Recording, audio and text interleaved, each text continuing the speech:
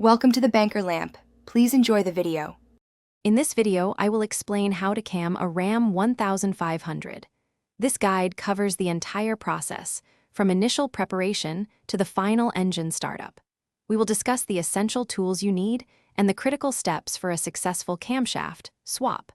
Proper planning and careful execution are key to enhancing your truck's performance.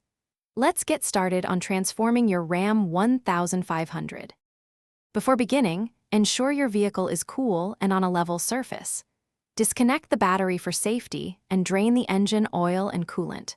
Next, carefully remove the intake manifold, valve covers, and any components obstructing access to the front of the engine.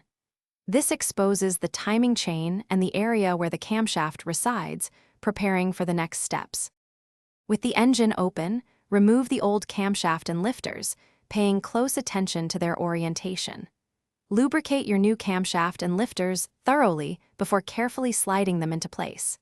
Ensure all timing marks align perfectly when reinstalling the timing chain and gears. Precision here is crucial for proper engine operation and performance gains.